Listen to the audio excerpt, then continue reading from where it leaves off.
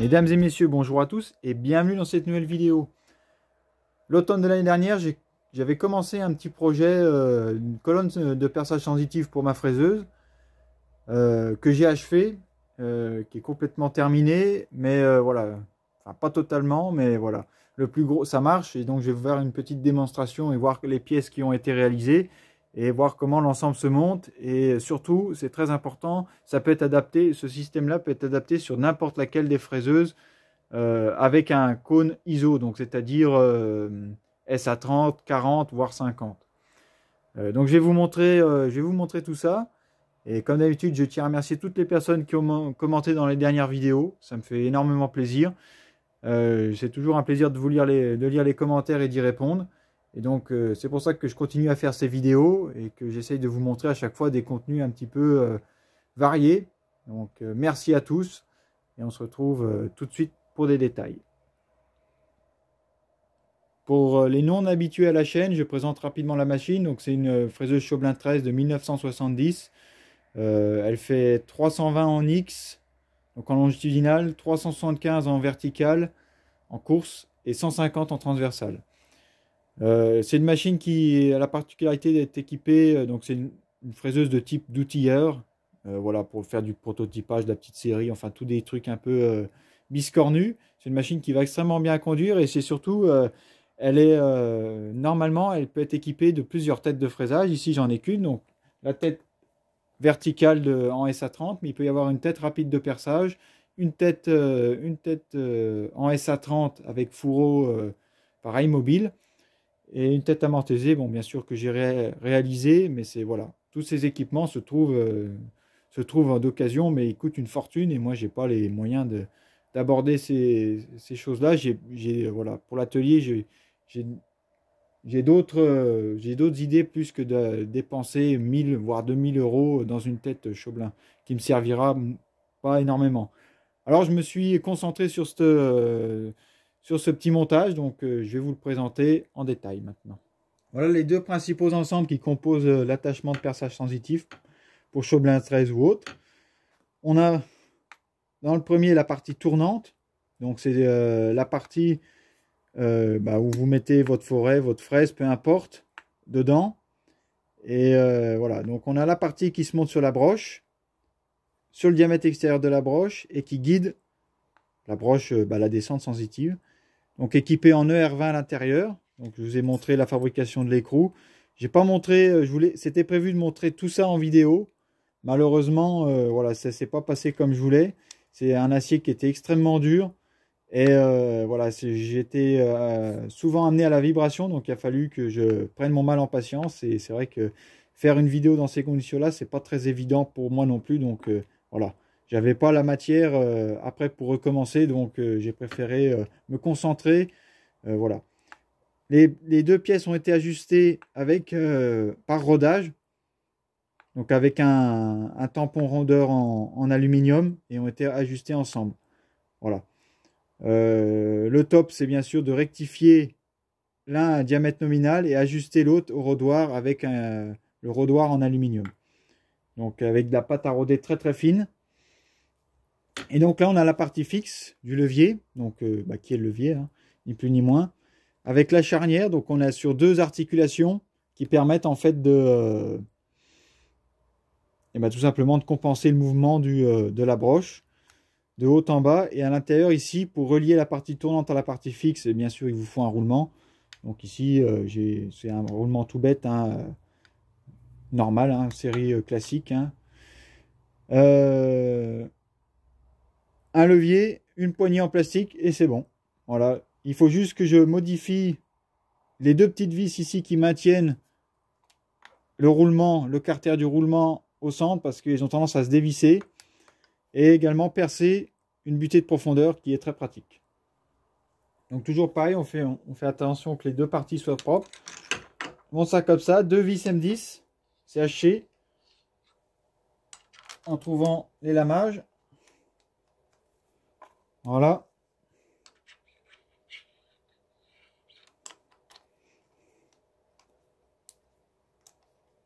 La chose à faire qui serait pas mal, ce serait de noter l'emplacement des trous de vis pour éviter de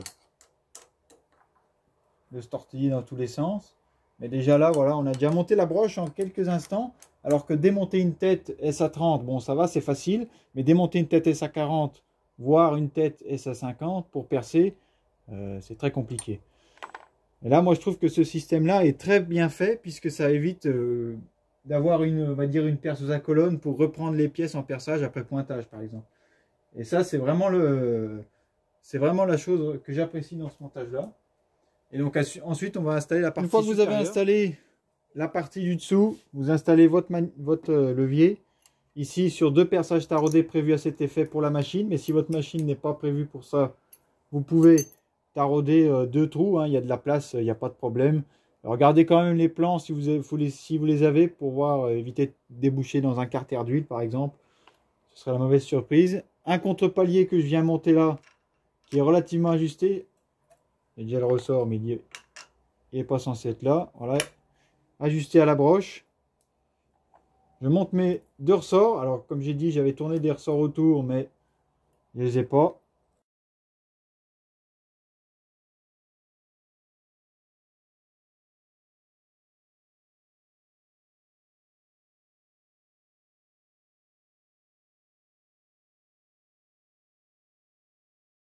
Une petite vis au-dessus pour relier l'ensemble. Et on y est. Voilà. L'ensemble navigue vraiment bien et vous avez un total contrôle sur un petit foret de diamètre 3 quand vous devez percer un 1,5 sur 60 de long. Donc on a 62 courses. Voilà, je suis vraiment satisfait de ce montage là et c'est vraiment très efficace pour percer et même pour fraiser des petites choses. Voilà la vue globale du montage avec le levier. Donc on a un parfait contrôle du système. Par contre, voilà, au-delà d'une certaine taille, au-delà de 10, hein, c'est pas vraiment fait pour faire percer du 13, hein, parce qu'après avec l'avance auto, c'est vrai que c'est bien plus appréciable. Je pense que pour une fraiseuse SA40, ça peut aussi se faire, une SA50 aussi, puisque c'est le même type de broche. Bien vérifier les longueurs avant de mettre un petit cahier des charges en disant quelle course je veux avoir, le type de pince. Et voilà, après par la suite, je pense que ça va tout seul. Les plans que j'ai eus ont été fournis par un site qui s'appelle Passionzinage. Voilà, il y a pas mal de... Si vous cherchez une notice pour une machine ou un appareillage quelconque d'usinage, grande chance que vous trouviez votre vie là-dessus. Donc voilà, merci à eux pour avoir posté les plans de cette jolie invention. Donc broche en ER20, comme j'ai dit, les 2 pièces ont été rodées ensemble pour avoir un parfait ajustement, parce que simplement par tournage des 2 pièces, c'est pas gagné d'avoir vraiment quelque chose qui coulisse aussi bien que ça. Je veux dire, il y a pratiquement aucun jeu. C'est comme le fourreau d'une contrepointe ou d'une perceuse à colonne, hein. Quand ça a 2 pièces mécaniques avec une broche qui coulisse, il faut prendre son temps pour y faire et on y arrive. Voilà, avec un bon rodage. Voilà. Donc comme j'ai dit, broche en ER20. Donc pince ER, on a des ER16, ER25, tout dépend de la taille de votre broche. Avec l'écrou que j'avais montré en vidéo. Et l'intérieur, voilà, a été simplement usiné à l'outil. Et je dois bien dire que je suis relativement satisfait du résultat. La pince et autres ne boitent très peu dedans. Et on va mettre un petit comparateur dessus pour voir les défauts géométriques qu'on a. Voilà le comportement de l'ensemble à 700 tours. Donc on bouge un petit peu ici parce que c'est comme un porte-pince, hein, il faut vraiment que ce soit en ligne, hein, c'est juste guidé par là, donc on n'y arrive pas. Puis il y a le ressort qui lui fait pas mal de tort. Donc voilà, ça bouge un peu, mais une fois qu'on l'a en main, c'est très bien.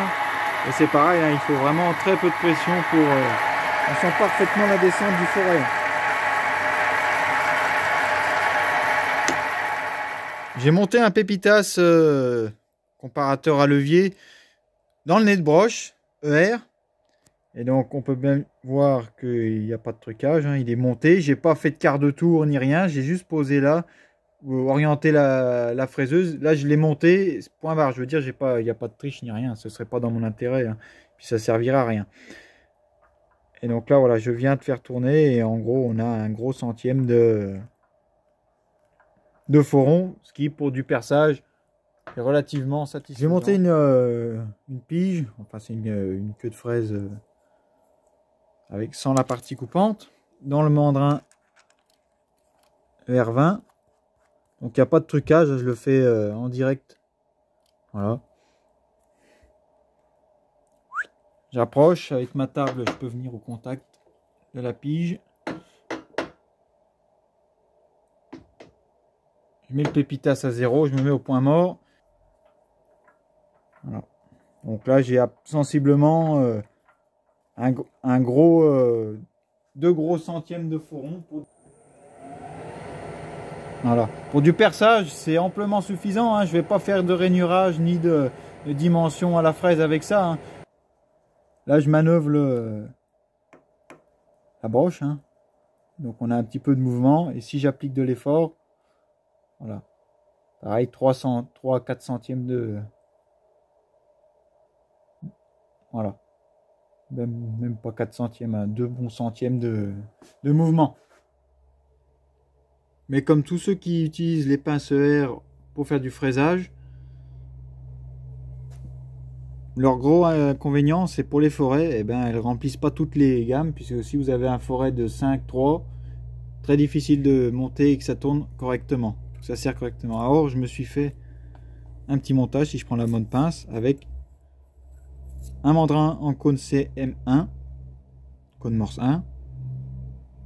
Donc ici, le tenon, il avait ripé et tout, donc j'ai tout fait sauter, tourner cylindrique, ajuster une pince de 10, ce qui me permet de monter un mandrin directement dans le porte-pince. Je perds un peu en hauteur, mais c'est tout. Bien pratique. Donc premier essai, facile, un bout d'acier de construction doux, avec un forêt court, donc on peut s'abstenir du pointage. C'est parti, je règle ma vitesse.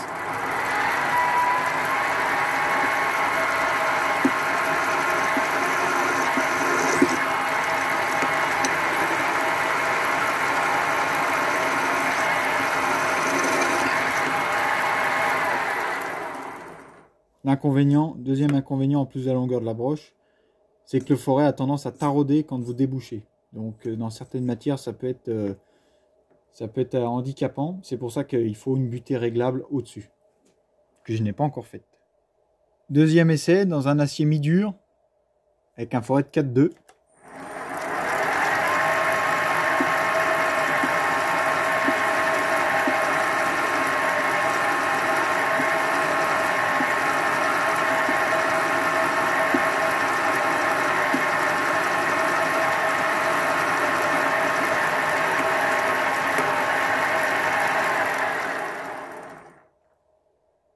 Ça marche bien. Lamage à la fraise de lèvres sans pilote. Donc ça, typiquement, avec une perceuse à colonne bon marché, vous n'y arrivez pas. C'est impossible à faire.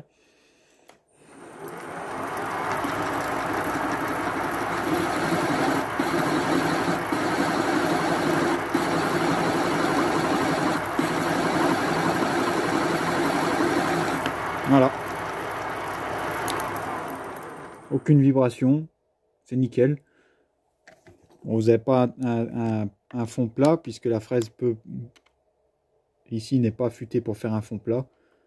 Mais voilà, c'est totalement possible. Et voilà, vous pouvez voir l'état de surface. Hein. C'est très acceptable. Je ne vais pas dire nickel non plus, mais c'est très acceptable par rapport à ce que c'est, quoi. On va pousser vraiment le vis très très loin. On va essayer de percer avec ça. Forêt diamètre 0,5. Donc 1,5 mm dans de l'inox. Série 304 ou 316. Ici c'est une chute. Je ne me souviens plus de la nuance. Mais typiquement des aciers inox qui ont tendance à couiner sous les outils. Surtout la RS. Donc ici c'est de l'HSS. Hein, voilà la référence. Dormeur. Voilà. HS Cobalt Micro Drill. Donc on va voir comment ça perce. Donc je vais monter tout ça en porte-pince et on va voir. J'ai monté le forêt dans une pince. J'ai calculé la vitesse théoriquement. Donc mon abac ici n'a même pas pour du diamètre 0,5. Donc pour un diamètre de 1 mm, donc dans l'inox, moi je prends 10 mètres minutes, il faudrait tourner à 3100 tours minute. Donc cette machine est loin d'être capable de les atteindre avec cette tête là. Ici, je multiplie pas de vitesse, c'est en direct. Donc là, je vais tourner à 1040 tours. On va essayer comme ça, on va voir. Donc c'est parti.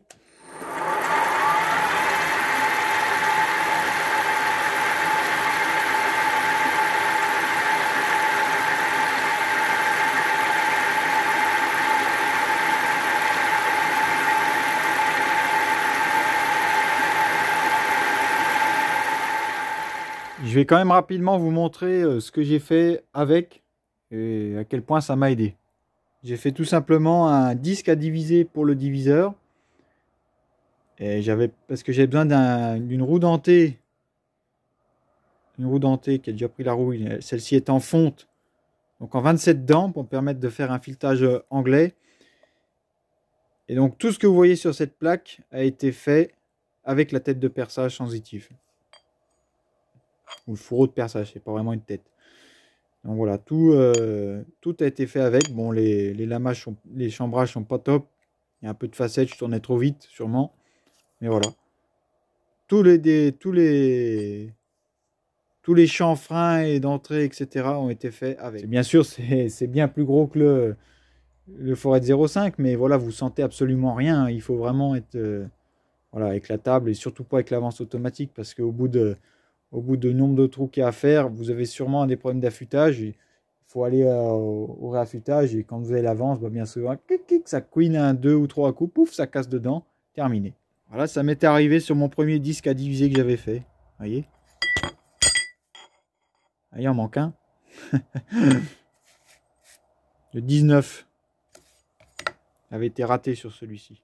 J'espère que cette vidéo vous aura plu. Ça mettra une bonne vidéo finale pour ce projet-là. Comme vous pouvez le voir, hein, c'est vraiment très pratique. Ça me permet de faire pas mal de choses. C'est sûr, c'est pas une tête de fraisage à fourreau, mais c'est vraiment, voilà, ça remplit pas mal de tâches dans mon atelier, surtout en petit perçage et petit araudage. Voilà, tout est... utiliser la pinule, on peut faire tout. Vraiment, c'est sûr, on peut pas faire une réunion de clavette avec. Il n'y a pas de blocage, il n'y a pas de... Mais voilà, j'ai monté ça uniquement pour faire du perçage et ça le remplit à 100% mes besoins. Donc voilà, j'espère que ça vous donnera des idées pour votre fraiseuse. C'est sûrement réalisable. Voilà. Le temps que j'y ai passé, voilà, j'y ai passé du temps j'ai passé 4 mois, mais parce que voilà, j'y ai pas travaillé en permanence dessus. Hein. Mais voilà, les pièces sont relativement simples. Un bon tour, une bonne fraiseuse et ça permet d'y arriver. Hein. Voilà, je suis pas forcément passé par les méthodes les plus simples, notamment pour la pièce qui est dessus ici, je l'ai taillée masse. Quelqu'un qui a une petite fonderie à lui ou autre, c'est largement faisable.